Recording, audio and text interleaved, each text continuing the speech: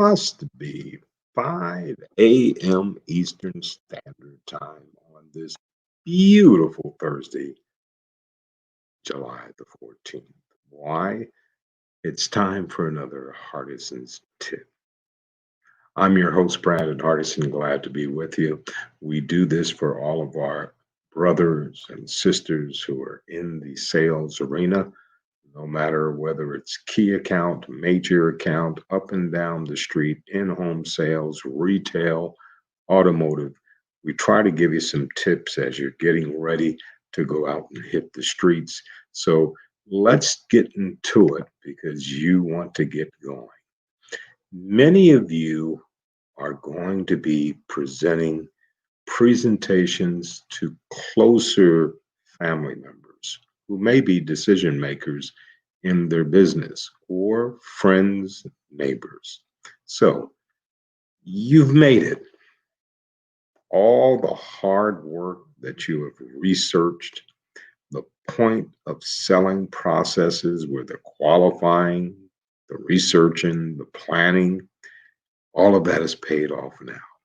Finally, your story and the customer's story are about to connect in an exciting way. You see, most salespeople think of the presentation as the best part of the selling process.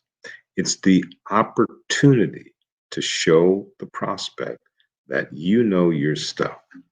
And here's the chance to deliver value, not price, value by putting your problem solving skills to work.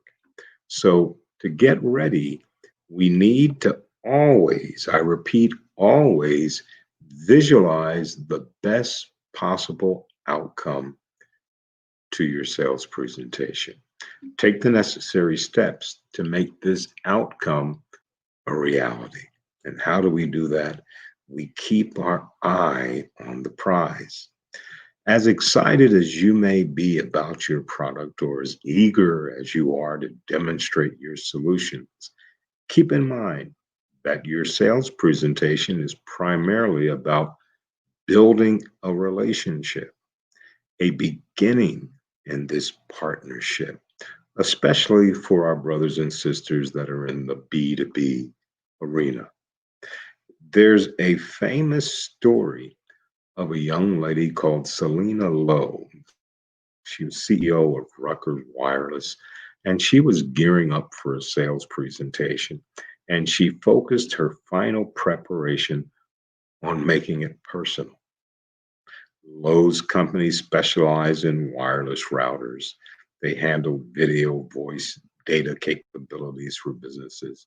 When she identified a prospect, Lowe's first priority was finding the person she referred to as the fox, her ally in the prospect company who wants to see technology change take place in the organization.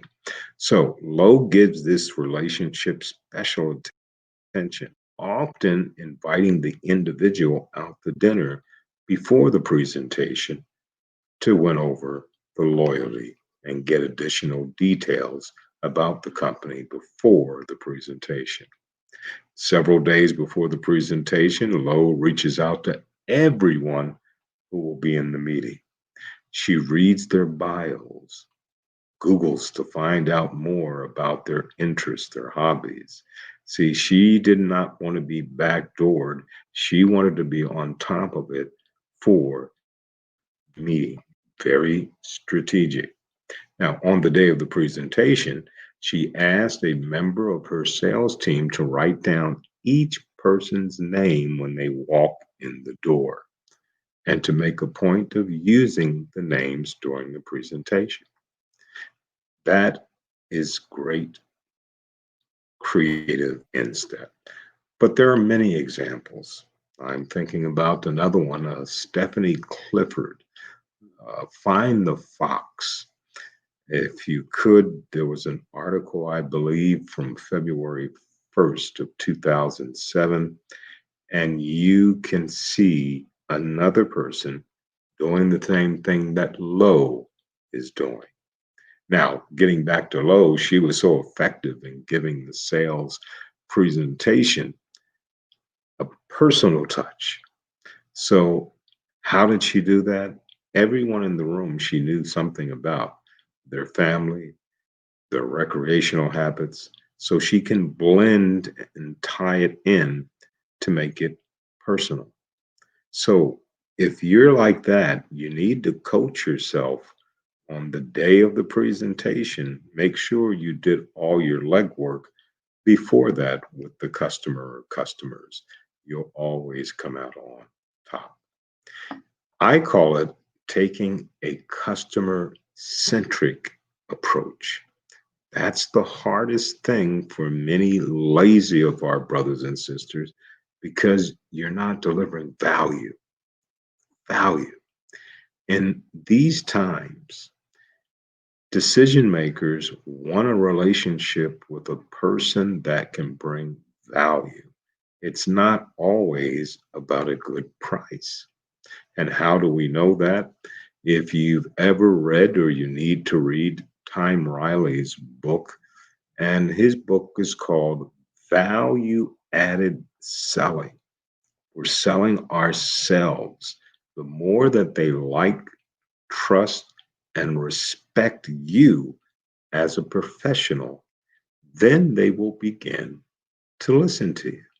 Now, this may take time because you have different individuals' accounts and you need to get this information. So don't rush it. According to one study, today's presentations typically are conducted over several meetings. And for those that are doing major account, key accounts, you know what I mean.